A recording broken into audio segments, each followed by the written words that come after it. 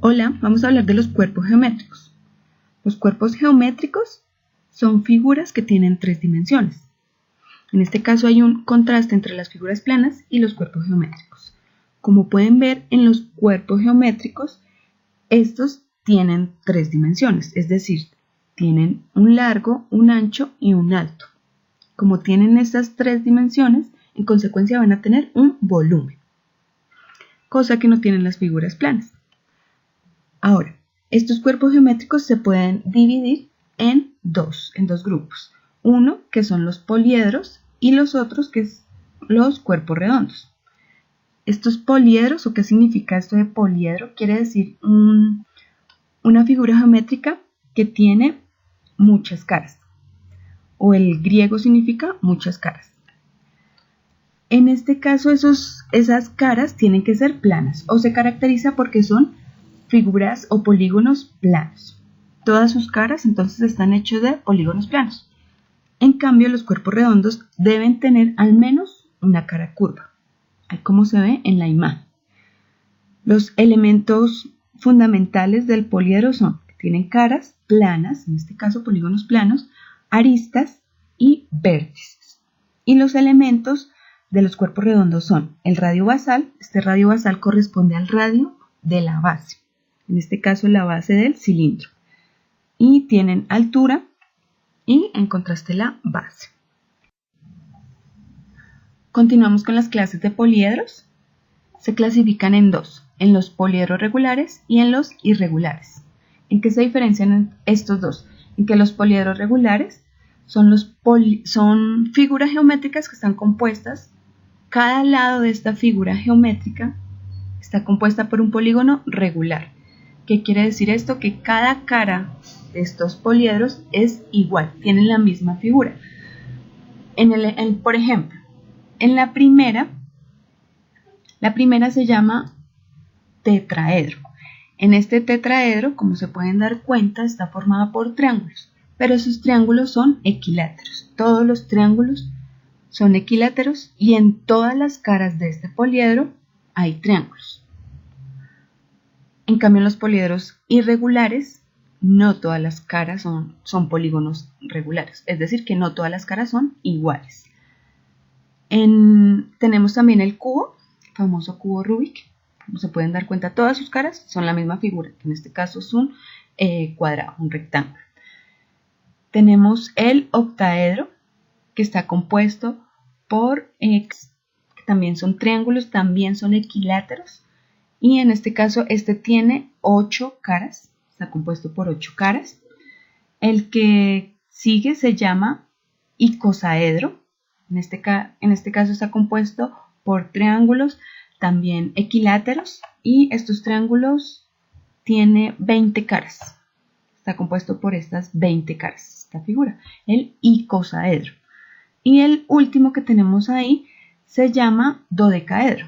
Dodecaedro tiene 12 caras. En este caso está formado por pentágonos. Las caras son pentágonos. Cada cara de esta figura son pentágonos. Con respecto a los poliedros irregulares, tenemos en primera instancia la pirámide. La pirámide pues tienen una base. Esta base puede ser de cualquier forma. Y sus caras laterales, estas caras sí son triángulos. Pueden ser triángulos equiláteros, isósceles, escalenos. ¿Sí? No tiene que ser la misma base, no tiene que tener la misma forma que sus caras.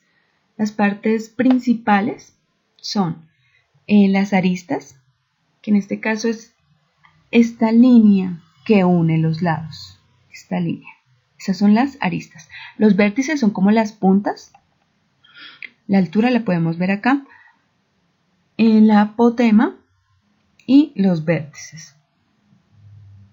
Esto de apotema quiere decir que es la distancia del centro del polígono a cualquiera de sus lados. Entonces es la distancia desde el polígono, es la distancia del centro del polígono a cualquiera de sus lados. Ahí está. La clasificación, las pirámides se clasifican según el número de los lados del polígono de su base. Entonces acá tenemos, como en este caso hay diferentes bases, en este caso es triangular, cuadrangular, pentagonal y hexagonal. Entonces esa es la primera clasificación, según la base que tenga. Tenemos una clasificación que es según la inclinación de la altura de esta pirámide, ¿sí? Según el grado de inclinación que tenga la altura con respecto a su base. Entonces tenemos la recta, que en este caso su ángulo de inclinación pues es de 90 grados, ¿sí? Es decir que la altura de esta primera pirámide tiene un ángulo de inclinación con respecto a su base de 90 grados, y la oblicua, tenemos la convexa y tenemos la cóncava. Esas son según la inclinación respecto a su base. La segunda clasificación de los poliedros son los prismas. Los prismas están limitados por dos polígonos iguales. En este caso son los que conforman la base, este de acá y este de acá. La característica principal de los prismas es que esas bases son iguales y pueden ser polígonos regulares o irregulares. ¿Sí? Es decir, que estos polígonos bases pueden medir sus lados lo mismo o no, pero pues siempre y cuando lo que compartan es que esas bases son iguales. Eso es lo que caracteriza los prismas. Con respecto a las caras, la cantidad de caras que tenga un prisma está definido por la cantidad de lados que tenga la base. Es decir, en este caso es un polígono, por lo tanto, este prisma va a tener 5 caras. Eso es lo que define. Recordemos que las líneas que unen las caras de los prismas son las que se llaman aristas. Entonces, es decir, estas líneas que unen las caras, que están acá, son las aristas. Y los vértices son lo que comúnmente llamamos como las esquinas. Eso es lo que aparece aquí. Igual acá, la base, la altura, sus caras. ¿Sí? En este caso es un prisma de 5 lados. Los prismas también se clasifican en dos, según el número de lados del polígono de su base.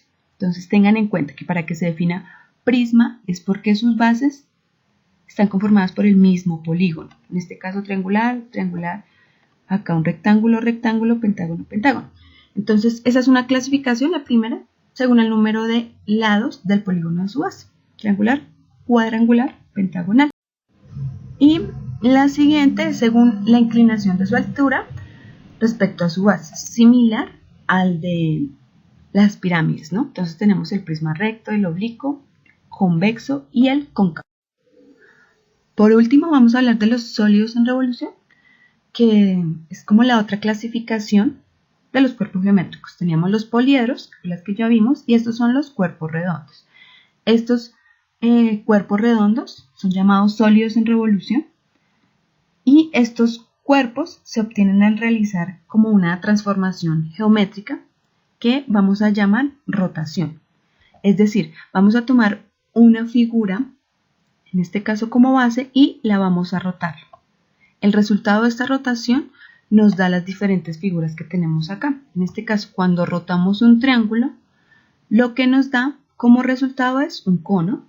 Cuando rotamos esta semicircunferencia en su eje, lo que nos da como resultado es una esfera. Y por último, cuando rotamos este rectángulo sobre su eje, lo que nos va a dar es un cilindro. Entonces, esos son los sólidos en revolución. Recuerde que esos sólidos en revolución son los que tienen al menos una cara curva, como en este caso, en este caso, en este caso.